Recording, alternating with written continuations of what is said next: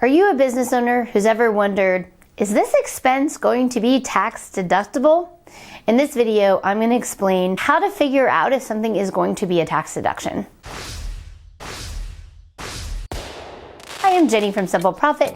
I make accounting and tax topics easy and understandable for every business owner. I'm going to go through some of the business deductions that are very obvious, and then I'm going to talk about what to do if you find yourself in the gray area, as well as a few tax court cases that really highlight how the IRS looks at business deductions. Some very common business deductions include things like technology costs, so computers, printers, phone, Wi-Fi, administrative costs like hiring a virtual assistant or hiring administrative employees, banking fees like fees related to your checking account or interest expense on your business credit card, advertising costs like developing a website, creating a video to market your business, creating online ads or print ads, maybe pamphlets, business cards, or creating a logo for your business. Training costs, either online training for you or your staff, or attending conferences or events in your industry. Travel costs, getting you and your staff to a conference, either driving out of town or driving to the airport,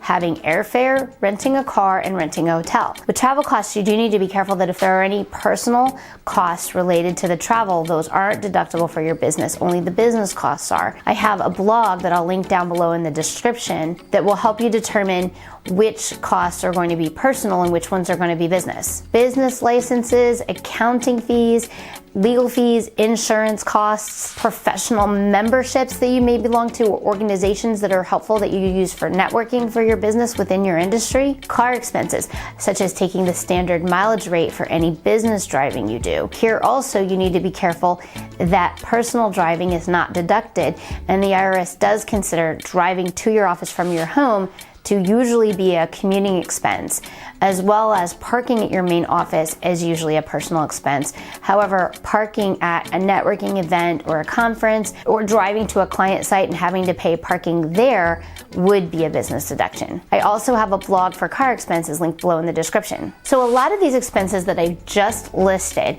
are clear because they are directly related to your business activities. But what does that even mean? If you've ever asked two different accountants whether something is a business deduction and gotten two different answers, or you've read online that something is a business deduction and your accountant says no, you might be wondering why that is. And that's because there are a number of business deductions that are in the gray area. Navigating that as a business owner is really helpful if you have your own guide to determine whether something is a business deduction. It also helps you know if you are getting good advice from your tax professional or not so good advice from your tax professional. When I'm determining whether something is a legitimate business deduction, in my opinion, I look at 4 factors. So I'm going to walk you through those 4 factors, and then you're going to be able to determine this for yourself when you're thinking of any business deduction that you might take as a business owner. The first 2 factors are whether something is ordinary and necessary. The IRS says to be deductible, a business expense must be both ordinary and necessary. An ordinary expense is one that is common and accepted in your trade or business. A necessary expense is one that is helpful and appropriate for your trade or business.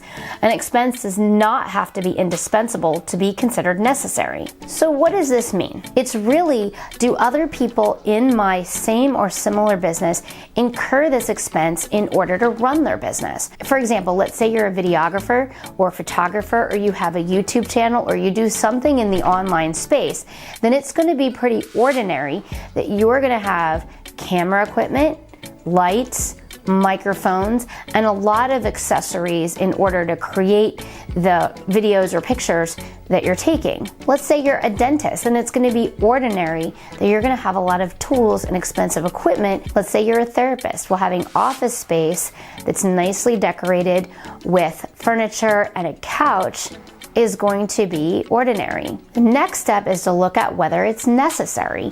And this doesn't have to be that it's required, but is it helpful and useful?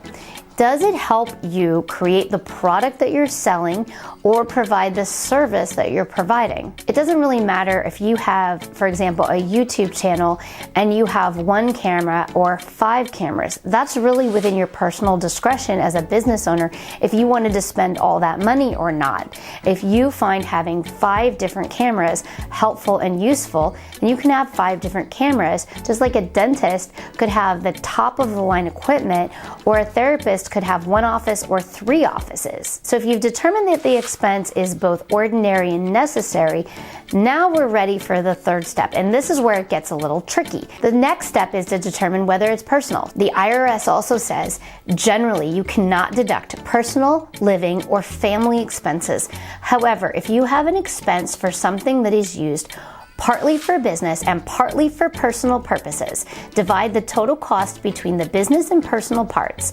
You can deduct the business part. So what does the IRS consider personal? Personal expenses are things like usually your normal commute to the office from your home, your clothing, your self-care, your grooming expenses, your fitness expenses, and your food expenses. To be business related, something has to be special and unique to the business, and it usually has to be something that you're not getting a personal benefit for. So let me walk through some examples to highlight how this works. Let's take clothing for a minute. The IRS does not allow us to deduct business clothing because we need to be dressed anyway, and they expect that we will show up ready to work, dressed and groomed, and to get ourselves there. Even if professional dress is ordinary and necessary in your business, if it's personal, it cannot be deducted. And what the IRS looks at for clothing in particular is whether it can be adapted to personal use. So that suit that looks really good on you that you bought to go to that business meeting, you could also wear it to church on Sunday, to your cousin's wedding, and out to dinner for your anniversary. And even if you don't wear it anywhere else other than for work, you still could. And that's enough to say it's personal. Another one is hair. So let me use an example. Let's say you're doing professional photos that are going to be used on your website or in an ad.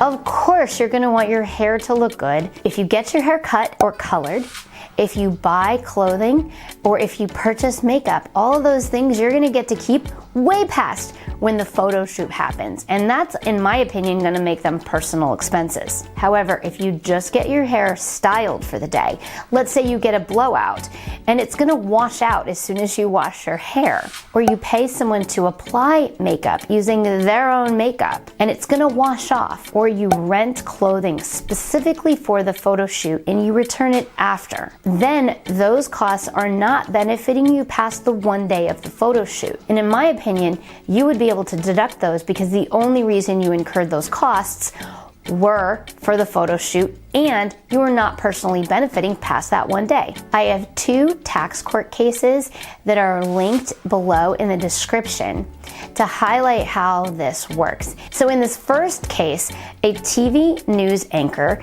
deducted a gym membership. Generally, the IRS and the tax court have both said that gym memberships are your personal fitness. It's a good idea, it's keeping you healthy, and you're not going to be able to deduct it. The TV anchor in this case said, specifically related to my profession, I can be the subject of stalking, and I need to take self-defense classes because I am a TV news anchor. And the IRS said, theoretically, we agree with that. Specifically the self-defense classes, because they are only going to assist you and help you as a TV news anchor, would be deductible. The problem with that was she did not have any records of taking the self-defense class at her gym or what the cost was specific to the self-defense class. She had a gym membership. She had lots of records that she worked out at the gym, that she went to different classes at the gym, but none that separated out the cost of the self-defense class. If she had separated out the details about the self-defense class from her gym membership. So let's say she said, my gym membership costs $50 a month and I take this self-defense class, it's $10 a month, it's included in the membership, I'm going to deduct just the $10 self-defense class. then the tax court likely would have said that was allowed. So when you have something where you could justify that even though it's usually personal, it is specifically related to your business, you need to have evidence of what just the business-related cost is. Another example was a bodybuilder, and the bodybuilder deducted both protein shakes as well as body oils. And what the tax court said is he cannot deduct the protein shakes because he has to eat anyway, and that is personal fuel for his body, and we're not going to allow him to deduct that because the cost of the food was related to being a human being who needs to eat.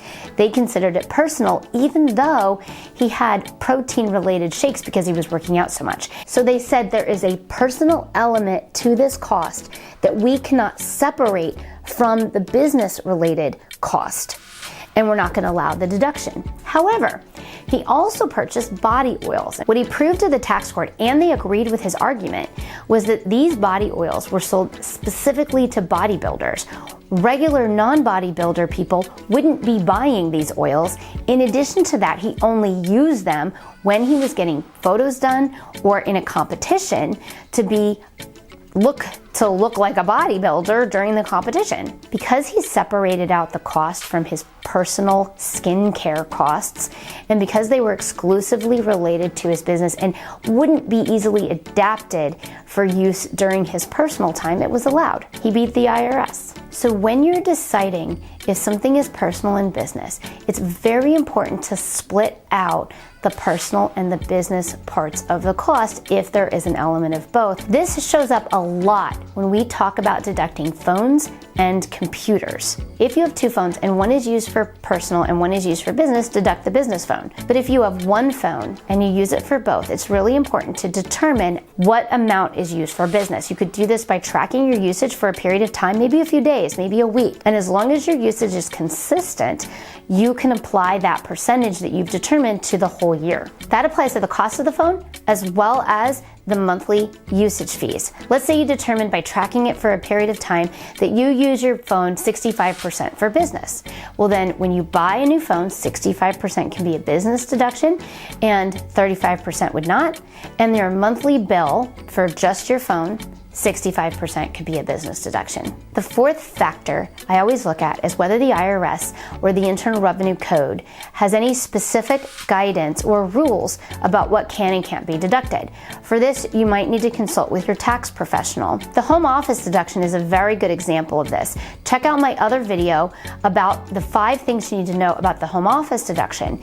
If you're going to take the home office deduction, you want to follow the home office deduction rules rather than come up with some other kind of method of allocating your home expenses, because the IRS has already gone to the trouble to tell you what they want deducted and what they don't want deducted. The place to be with business deductions is in a reasonable place, not overly aggressive, but still taking every legitimate business deduction that you can, so that if you are ever audited, you can defend the business deductions that you took. At Simple Profit, I have a lot of resources to help you, the business owner, know what the Internal Revenue Code, the IRS guidance, or the tax court has said is deductible and not deductible. So check out the links in the description below. Don't forget to like and subscribe and check out the other videos on my channel. Purchase makeup, all of those. What was that? Matt, could you close the door? The dog opened it. She was doing fine until Matt came, and then let's say, no, we're not whining. We're not whining in my video. Go lay down. Thank you.